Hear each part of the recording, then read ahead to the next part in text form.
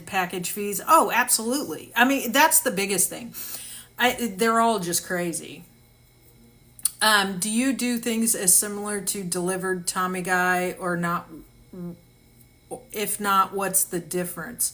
So, I negotiate car deals for my customers, similar to what he does. Uh, Biggest difference, I think, and I think you're talking about that young kid. I'm not real. I think that's who you're talking about.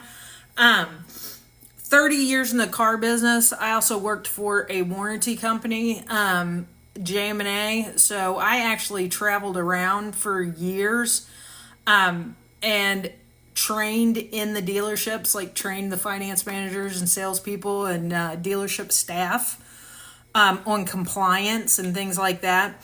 So, with my years of traveling, I actually have a very wide berth of people that I know. So, a lot of times I'll get customers that'll call me from Texas. They'll sign up and they're in Texas. Well, I have contacts in Texas. So, you tell me what you want. I call them. I'm like, hey, it's me. Hook me up. I've done deals in California. So I know a lot of people, which definitely makes a difference when you are friends with people that are in the car business. It certainly helps. And I never tell anybody that someone hired me. They are always a friend of mine. They're my niece or my nephew or my cousin or my good buddy that I grew up with. So I make it clear that they're friends of mine. I want you to take care of my friends. Hello from York County, Pennsylvania. You are awesome, and thank you for all your information. You are very welcome. I love to help. I love to do this. But I'm also thinking too. There are so many salespeople that are. How do I get your service? I have a link that is in my profile. You can just go to my stand store. I have a couple of different options that you can choose. I do car negotiation, as well as I am doing a live event in January, a virtual live event. There's only 100 spots. But it's a 3-hour course. Thank you, by the way. You are welcome, Warren. It's a 3-hour course, but basically I am going to show you start to finish how you walk through the car buying process and all the little tips and tricks and ins and outs that they do at the dealership in order to play the games that they play. So, is it worth refinancing to save 1 percentage point? It depends. As long as you don't extend out the term.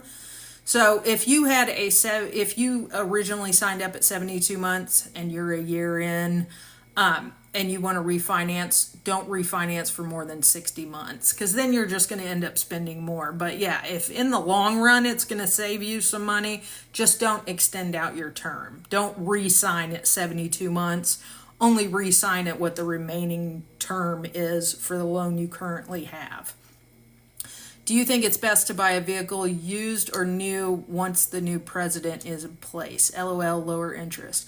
I know, weird question. Yes. So interest rates are going to go down. Interest rates are always lower on new than they are used. There's more of a risk associated with loaning someone money on a used car because they're more likely to break than a new car. And they're not under warranty most of the time. So interest rates are going to be higher. But I would say it depends on what you're looking for. But I always tell people, look, buy new. If you have the means and you're able to do it, I would go with new. You're going to get incentives. You're going to get a manufacturer's warranty.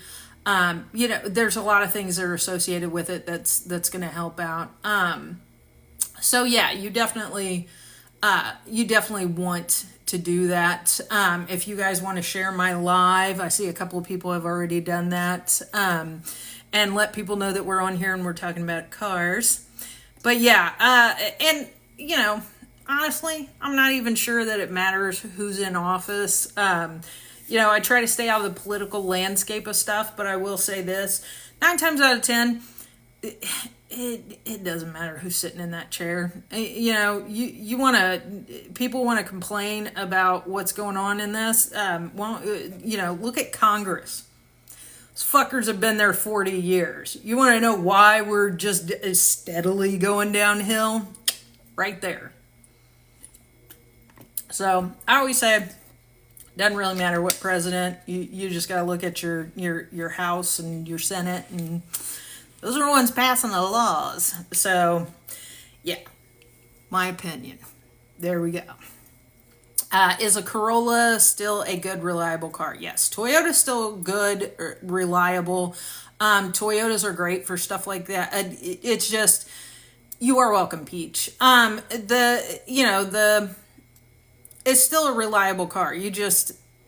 If all you're looking for is something that's going to run for 500,000 miles, Toyota's the way to go. If you want your tech to work, probably not. I was at a Toyota store when I left the business last year when my brother got into his car accident. I was at a Toyota store. And I tell you what, the service drive was always full.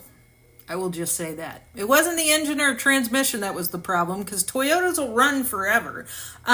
It was all the other shit that was in the car. The radio didn't work. The windows didn't roll down. There was a fire in the housing unit. Like, it was all kinds of crazy shit, but it was always the tech. But Toyota doesn't build all that stuff. They third party it out. So, but if you're just looking for something that gets you from point A to point B back and forth for 500,000 miles, yes, go with Corolla. Corolla will last you forever. Toyota will. It'll drive forever. You just won't be able to listen to the radio while you're doing it. So, yeah. But yeah, it's a lot. It is definitely a lot. So what else we got? So, again, while I'm waiting for some more questions to come in, I know we got hit quick. Make sure you hit that like button, share this, let everybody know that the Car Lady's on, and we are talking. So, I've got, again, my live event. I'm going to be showing you guys how to do that. I'm also working with a couple of dealerships now to train their sales staff. So I did it for years with the warranty companies. And I keep thinking, like, I can help one person at a time. But what if I could help the masses by teaching the salespeople that it's okay to be transparent? Like, let people know what the deal is. Train them so that they're looking at more of repeat and referral business. And, that's the best way to make your money in the car business. That's how I did it. Like, I didn't take ups on the showroom floor. Like, I wasn't standing at the window breathing heavy, waiting for somebody to pull on the lot. I didn't have to, because I took care of my customers. And then the first thing that they did was go home and tell all their friends that, they're great. That, she's great. You have to go buy a car from her. And I would that's all I had was appointments all day from repeat and referral. So, yeah. Charleston, South Carolina, checking in to listen to a brilliant car lady. Thank you, Sonia. I appreciate it. So I bet you the weather's a lot nicer in Charleston than it is up here in Indiana. I will say this, it was like 50 degrees today, but it rained all day. All day. And then I think it'll be 20 this weekend. So welcome to bipolar Indiana. Yeah. I think Mother Nature is going through menopause here in Indiana. There's hot flashes, then it's bitterly cold. So yeah. Ugh. My daughter's salesman says he learned more from you in one deal than in the past 7 years. Mama, hey! So yes, he was great. Like, anybody who's curious, I just did a deal for Mama Magic and her daughter. talking to him, he was like, well, I've been in the car business 7 years. And he was like, you can't do that. And I was like, oh yeah, you can. Here, let me tell you how you're going to say this to your sales manager. And he was like, that actually worked. And I'm like, yeah, I know it does. Trust and believe, kid. It's okay.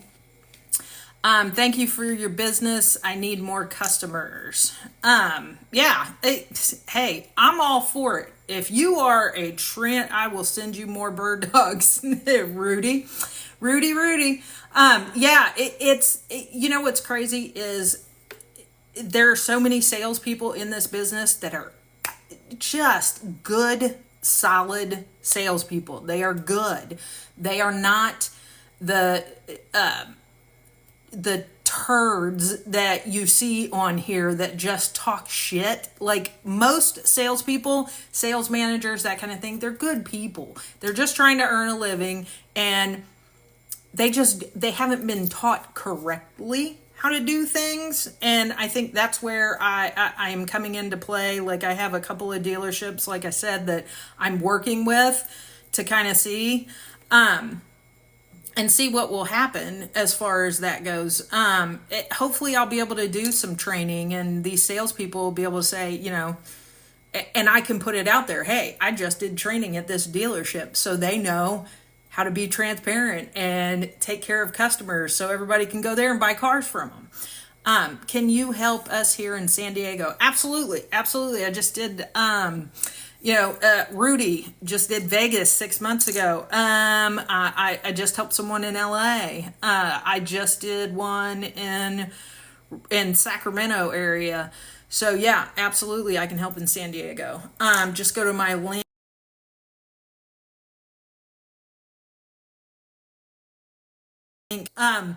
So yeah, I've got a few deals working. I got like 7 or 8 I'm working, which isn't too bad. I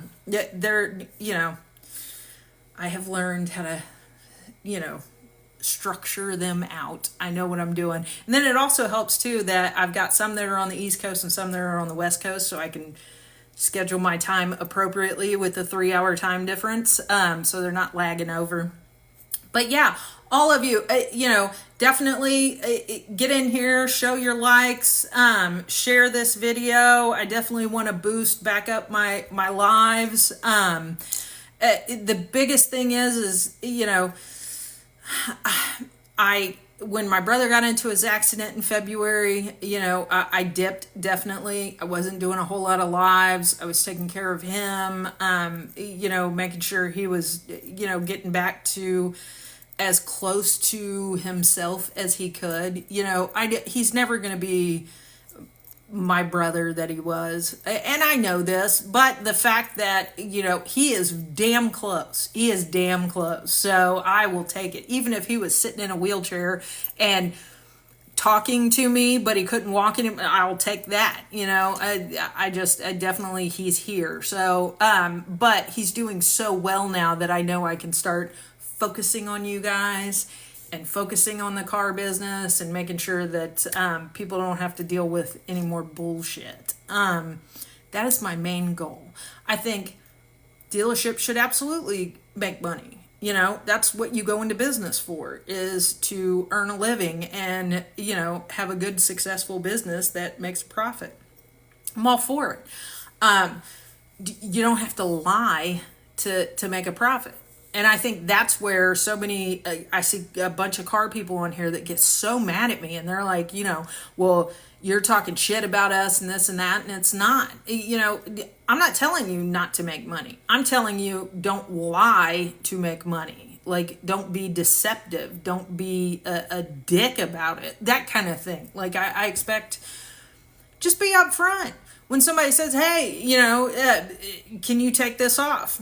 I can, but I'm not going to. Yeah, I'd rather you say that than go, well, there's this thing, and we're, beating around the bush and asking all these, going around, as my dad would say, going around your fist to get to your thumb. Like, I asked you a question. Can you take it off? No. That's all it is. I asked you a yes or no question. I didn't need you to tell me your life story. So I think that's the biggest thing that a lot of car people, It gets a little crazy for them. Rudy, yes, Centennial Hyundai, Las Vegas, Nevada.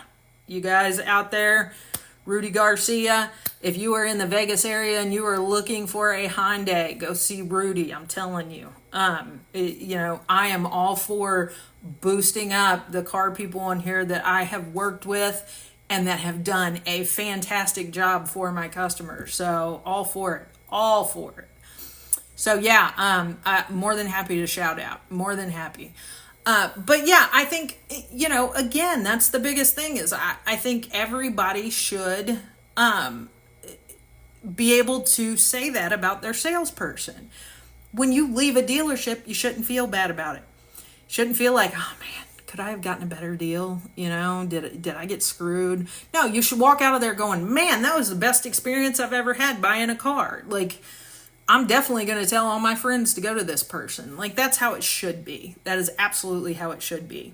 But again, it's going to come down to everybody working together. And I think I have put together a program for dealerships and salespeople. I put together a program for them, but I've also put together a program for customers. So my first live event is going to be for customers. I'm going to show you how to buy a car and what to look out for and what to ask for specifically so that you can make informed decisions when you're out buying a car. Look, and I want people to understand as well that when you go into a dealership, it's not like it was 20 years ago. There is not a $6,000 and $7,000 markup on new cars. Hi, Maggie. There's not, there's not this huge markup. There was during COVID when they were going over MSRP, which was ridiculous. But for the most part, invoiced MSRP on vehicles now, it depends on the vehicle, but like a base model Corolla, it's about a $600 markup from invoice to MSRP. Hold back on that is about $300. So there's a total profit of about $900 on a Corolla, a base model Corolla. The higher the trim level, the more markup there is in it, but we're talking $200, maybe $2,500 that they're getting because manufacturers got smart. They started to realize, hey, wait a minute, these dealerships are making all this money. I think we're going to start charging the dealerships more for the cars. And MSRP, it's a suggested retail price, but that's dictated by the manufacturer and the market. So, they started to dwindle down the profit gap and started taking it for themselves, which, again, welcome to the business world, economics 101. They're going to get theirs. So you don't have a whole lot of markup to negotiate anymore. So I think what really needs to be, and that's why they're putting so many add-ons on cars now, because that's where they're making their profit. But it's unnecessary. It should be an optional thing. Like, you know what? Learn how to sell. Like, be a salesperson. Show the value. Make the value outweigh the cost. If the value outweighs price, then people will buy it. But don't force feed people for it. There are people out there that do want the paint and fabric protection. There are people that do want the tire and wheel protection. They want that kind of stuff. But for you to tell them, oh, you have to buy it because I said so, is bullshit. Give somebody an option. But then that's where a person comes in who wants to go into sales, then sell it. Sell it. Is the 1% rule the most important thing when leasing? No, I don't think so. When it comes to, there's so many factors when it comes to leasing. I will probably lease forever, and that's only because I never want to pay for repair on something that is designed to fail. Like, I would rather just pay a monthly. It's almost like paying a monthly fee. I'm fine with that. I'm fine with that. There will come a day where I will finally just buy a car outright, and that'll be because my kids are about to take away my keys, so because I've gotten into like 12 accidents. Funny story, my dad did that. 9 accidents in 1 year. We finally had to take his keys away from him. This was before he passed. But yeah, so I'll eventually not lease, but no, I think the biggest thing is make sure that you are negotiating the price, because unless you plan on doing what I do, which is lease, and never always get a new car every 3 years, if you're up in the air as to whether or not you are going to buy that car out at the end, it's always the most important thing that you always need to focus on when you are purchasing or leasing a car is what is the bottom line they are selling you that car for. And that goes with lease. At the end of the lease, what can you buy it for? Did you get a deal? Is there equity in the car? Yeah. So you're welcome, Joe. Yeah, the biggest thing, everybody always says that, and it really just comes down to at the end of the day, what are you buying the car for? How much are you paying for the car? If you were to buy it at the end, did you get a good deal at the beginning? Because they're not going to negotiate the price of the car when you go in and say, you know what, I really like this car, I want to go ahead and buy it out. Can't negotiate. Negotiation's over. You agreed at the beginning of the contract, this is what you'd buy it out for. So always negotiate price. Get as low as you possibly can, because the residual is not going to change. So, and that's another thing too. I just did a lease, and I was just baffled at how low the residual was on it. God, was it Ford? I think it was Ford.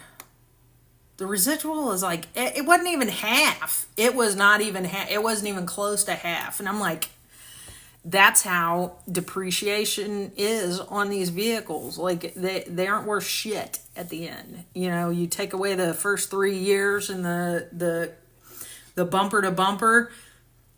What do you got left? You got crap. So, yeah, that's all I can say about that. But yeah, hit that like button. I've got a goal. I think I put a live goal up here. I don't even know how those work, but yeah. It always says at the beginning, right before you start the lives, do you want to add a goal? I'm like, sure, click. I don't even know what I put. So I just pick whichever one they put on there. So I never even check.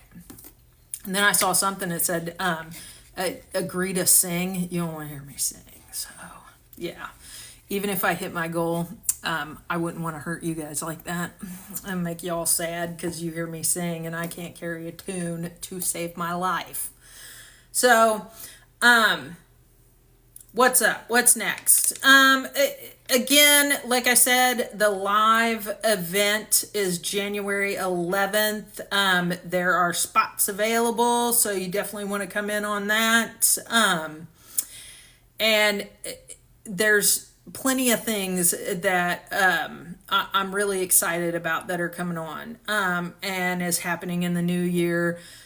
Again, if you're buying cars, you need me to help you negotiate. I tell everybody, don't wait till the last day of the year, because in the car business, there is something called sandbagging.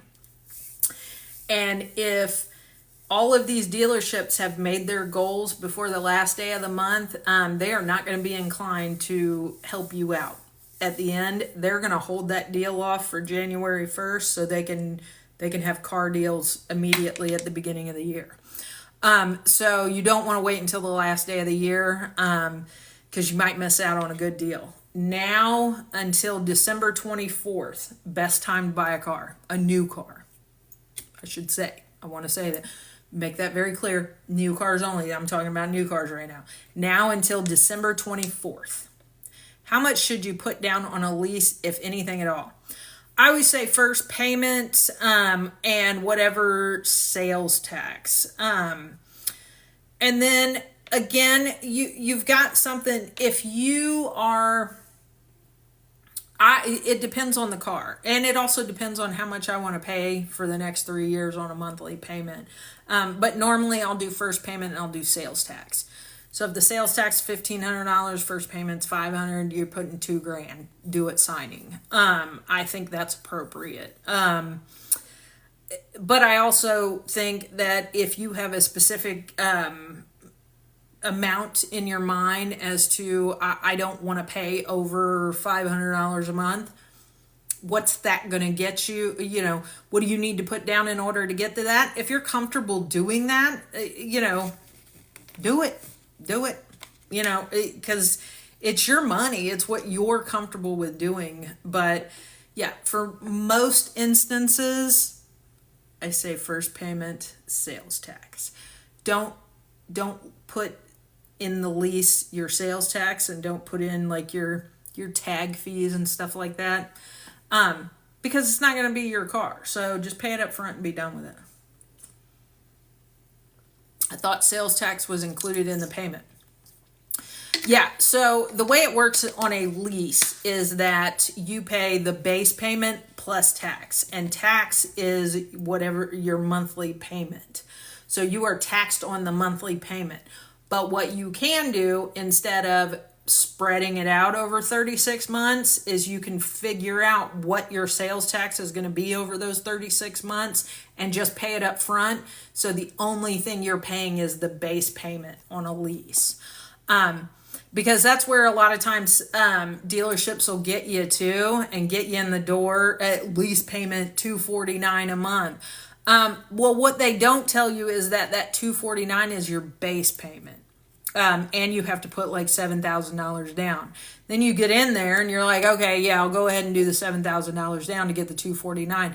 Well, your payment's $269 because $20 a month is your sales tax. They don't tell you that. That's how they advertise so that they can get you in the door. But yeah, so if your sales tax is $20 a month, multiply that by 36 and just pay it up front, and then your payment is $249 a month. Yeah. How much? Okay, I got that. I think I'm good on questions. Again, just letting you guys know, a lot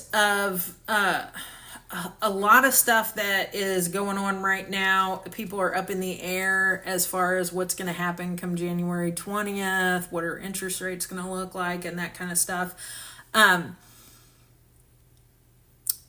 I was expecting at least another interest rate drop before this administration leaves office. And it could very well happen, but nobody's talking about it. So, it kind of makes me think that they're not going to do it. They're just going to leave it the way it is. But you're in a good spot. You're in a good spot right now. You're going to get a good price on the car. And then once the next administration comes in, if they lower interest rates again, just refinance the car. You got a great deal for the car at the end of the year, and you can refinance it. But like I always say, when you're refinancing, do not extend out the term. So if you are at a 7% interest rate for 60 months and you've been paying for 6 months, then you only want to do, 56 months. You don't want to go another 60 months because then you're paying an additional 6 months of interest. So even if you save 2 points, you're still ending up paying something. So whatever it is that is remaining on your term, that's what you need to go term-wise. Don't go any further out than that. But that's just me. If you actually want to save money refinancing, don't extend your term. So yeah, any other questions? What do you got for me? I know it's almost, it's been a minute. Make sure you hit that like button. Share this live if you know of anybody who is car shopping currently or about to, so that they can ask questions if they need it. But yeah, like I said, live event. Make sure you guys check that out. It is in my stand store. You can sign up. I've got 100 spots for my very first virtual live event. So once they sell out, they sell out. I am going to try and do it once a month. So if you do miss out on the first one, there'll be another one coming up in February. But I will say this, I definitely, if it gets to the point where I'm a few months backlogged, I will start adding more spots to the lives. I just don't want to overwhelm it because I am going to do a Q&A at the end of every one of them. And if I've got more than 100 people in there, everybody wants to ask a question, it'll get a little bit nuts. So I want to make sure that everybody gets an opportunity. Always hated a lease for how much had to come up with up front and still pay all I did to own. Yeah, I mean, leases, it really just depends. I like getting a new car every 3 years. That's why I do it, because, the second you get a car, you're like, ooh, I swear it always happens. You drive off the lot and you're like, damn, what kind of car is that? Like, I didn't even think of that car. Like, oh man, now I gotta buy, I just bought this, and you gotta wait. But then I'm like, oh, well, I only have to wait 3 years or 2.5, because I usually will trade in early. Yeah. Do we have to put money down when we get a new car? It depends. It really depends. I say, for the most part, no. Rebates will cover you and that kind of thing. A lot of times it's going to come down to payment. Like, if you finance 100% of it, your payment's going to be higher. But if you're comfortable with the payment with no money down, then go with no money down. Just make sure you get GAP. If you are not putting any money down, always get GAP, especially on a new car. As soon as you drive it off the lot, that thing is worth about $5,000 less than what you paid for it. And if you get into a total loss situation, that $5,000 is on you to cover, as well as sales tax and everything else you financed into it. So make sure you get GAP. But no, I mean, you don't have to put money down on a car. Even on a lease, you don't have to. Yeah, I mean, leases, you have to do first payment. There are some places that run specials where it's zero due at lease signing, but for the most part, you will have to put down first payment. But if you're asking about GAP, maybe you're asking about GAP. How much is GAP? GAP is anywhere. Look, cost of GAP is usually anywhere from $400 to $500. Don't pay that $1,500 that they're starting to charge for GAP now. I'll do GAP, but only if you charge. I won't go over $800 for GAP. Don't pay more than that. Yeah, but I would say that don't pay over $800 for GAP, because they're starting to get outrageous on it. Yeah. So yeah. But on GAP, if you're asking about GAP on a lease, most leases come with GAP. They're included in the lease. There are only two that don't, and that's Mazda and Toyota. So with Mazda and Toyota, they do not include GAP in the lease. You have to purchase GAP separately, and I do recommend doing that. Only because you never know what kind of situation you're going to be in. But yeah, definitely get GAP. Get GAP.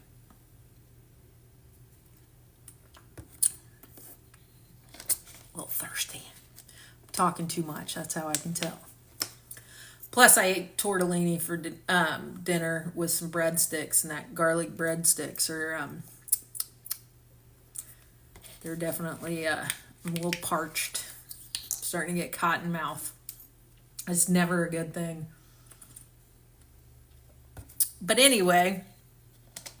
So I do have some spots for my negotiating. So like I said, now is a good time. Anytime between now and December 24th, best time to buy a new car. They're going to give you the best deals. Any suggestion on lease deals for a midsize SUV? I actually just got, my daughter just got a CX-50, Mazda CX-50. Really good deal. I just helped someone, mother-daughter. The daughter got a Honda CR-V for $450 a month, an EXL, so it did have some stuff in it. And then mom got herself an Acura MDX, the Prestige. Was it the Prestige? No. It was the A-Spec. It was the A-Spec. Package, the SH all-wheel drive A-Spec. So yeah, a very good deal on those. Yes, yeah, the spec, the A-Spec. Yeah, it was. She got a great deal on that one too. Like, they were kind of pissed at me, but you know what? don't care. I got the deal. Any suggestions on a full-size pickup truck as far as deals, rebates, incentives? So I just did a GMC Sierra Denali. It was the Super Cruise. They had there was like $4,700 in rebates. They gave me discount on the vehicle. Ended up getting it down to like 64,000. MSRP was like 75. So definitely check out GMC right now. Ram is always. The Rams always have like a shit ton of rebates. Ford not so much. Like, I mean, they're running some deals, but if you want rebates, incentives, and stuff like that, like GMC, they're also doing 0%, but it's for 36 months. It's not really great, but yeah, I would check out GMC, check out Ram, and check out, had 16,000 off with everything, the XLT. Okay. Is it a 2024? That might be. Love the Chevy 2500. I'm looking. Yeah. But Chevy and GMC, they usually run about the same with their deals. Yeah, it's a 24. Yeah, they're trying to get the 24s out of there. Yeah, because it's the GMC that I just did, that was a 2024. So yeah, definitely look and see if anybody's got some 24s left, because it will definitely make a difference. Yeah, but yeah, the big trucks, you're always going to get a good deal on the big trucks. Only because gas prices keep, hiking up and people are staying away from them. Because, I mean, I think here, like, the cheap unleaded is still like $3.10 a gallon. I think out in California it's still up over $5. So people are staying away from big trucks. So yeah, they gotta get you in there somehow. Now the Lariat wasn't as much off. Really? Yeah, because the Lariat's a higher trim level than the XLT, but it might just be that it was one that had there had to be something. It could be one of those where somebody had special ordered it and it's got something in it that most people don't want. But yeah, I would check into that, see if maybe it was a special order that the customer backed out at the last minute, so they're just trying to get rid of it. It might be that. The interest rates throw me off. Yeah, I mean, yeah, there's not really fantastic interest rates. 3.89 in some places here in SoCal for now. That's actually not bad. That's really not bad. How the hell is it almost the same in California as it is in Indiana? We always joke, like the Midwest, like everything's cheaper. Like Indiana's starting to get crazy as far as, how much they're charging for shit. Like, you know what? And my brother keeps saying every time I drive into like his physical therapy and stuff, he always points out, he's like, New Jersey plate, Ohio plate, New York plate, Pennsylvania plate. He's like, look at all these plates, and none of them say Indiana. And I'm like, I don't know, it's an invasion. They heard the cost of living here was cheaper, so they all came here because they can't afford to live anywhere else. So yeah, I think most of the places now, like the new manufacturers, are starting to offer great rates. Yeah, I was getting ready to say that. Like, Toyota right now is running like certain ones are 1.9, 2.9, up to 4.9 for new, up to 72 months. A couple of manufacturers are offering 0% up to 60 months. You've got some 1.9s. Yeah, they're starting to really incentivize rates, because they weren't for a while. And starting to throw rebates back out there too. So, like I said, I tell everybody, buy new. Just buy new. You buy used, you're buying somebody else's problem. You really are. Because you don't know. And I also tell everybody, if you're looking at used, definitely, absolutely ask them for their service record so you know what's going on. I always enjoy listening to you. Thank you, Gigi. I appreciate that. Yeah, well, I always enjoy that you guys show up because this is fun. When I actually get back and forth, it's great. Is 5.3 a bad rate for a brand new 2023 SUV? It depends. What's the term? If it's 5.3 for like 48 months, then yeah, I would keep shopping. If it's 5.3 for 75 months, it's not a bad rate. And make sure you get auto checks. Show stuff that Carfax doesn't. Absolutely. Thank you, John. Yeah, that's you want to look at both. You definitely, term is 73 months. That's not bad. 5.3 is not bad. If you're, once you go over 72 months, like if you can still be in the fives, then that's a pretty good rate. That's a pretty good rate. But yeah, like I said, if it was 48 months, I would say keep shopping because you could probably get 1.9 or 2.9 for 48 months somewhere. But yeah, it's that's a good rate. That's a good rate. But yeah, just check everything. Check the service records. When you go in, if you're looking at used and you're in a dealership,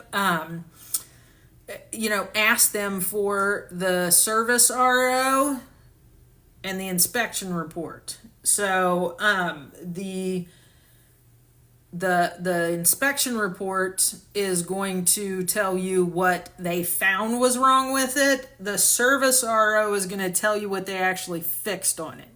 So if you're looking at the inspection sheet from the service drive and there's 50 things wrong with it, and then you look at the service RO and it says, well, they gave it an oil change. Don't buy that car.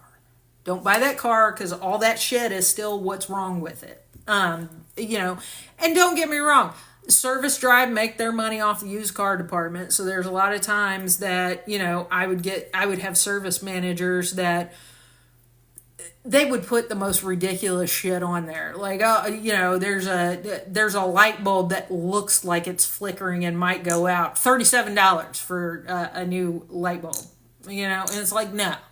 Come on, dude. You're nitpicking. You're trying to make money. We're not playing that game. But yeah, if it's shit like this car needs brakes and they just do an oil change and don't fix the brakes, don't buy that car.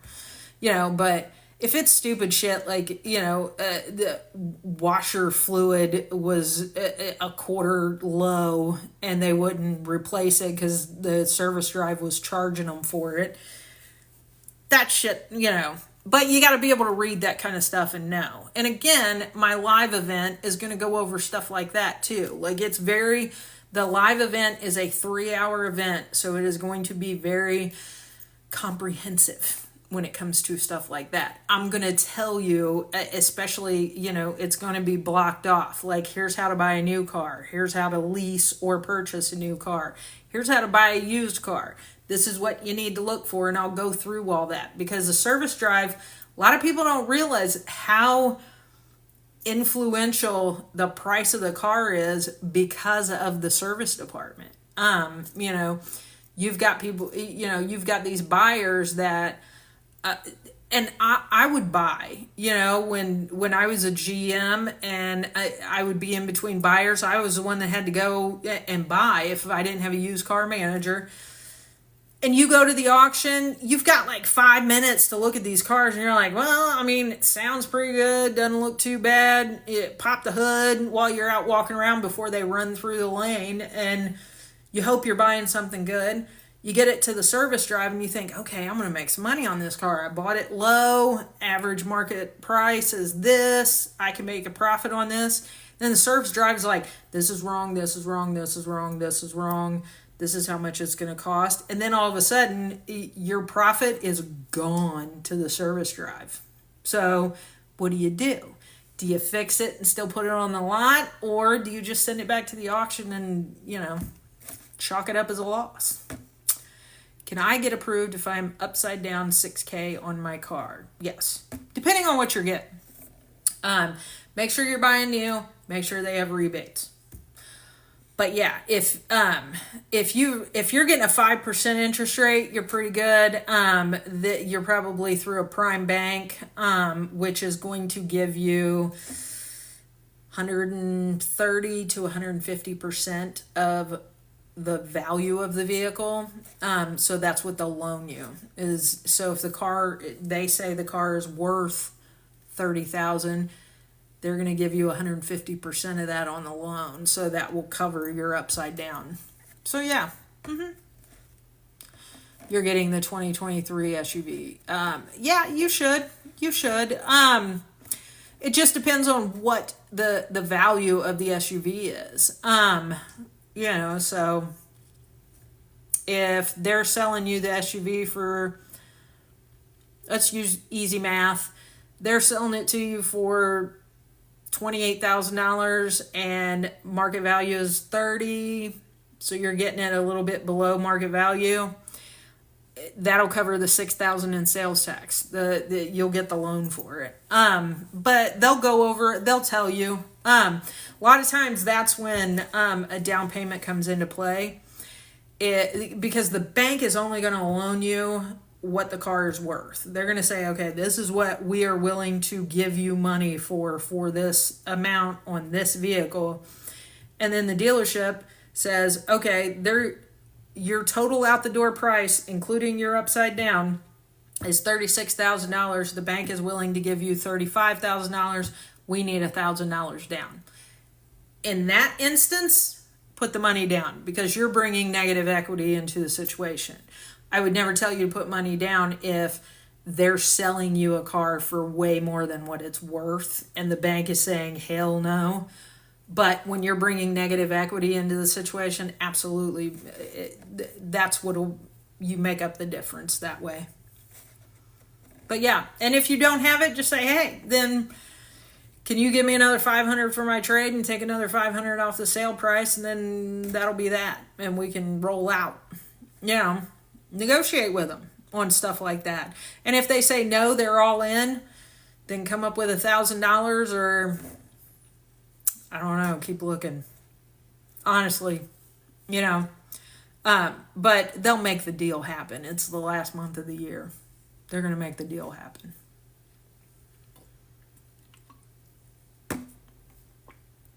So what else we got?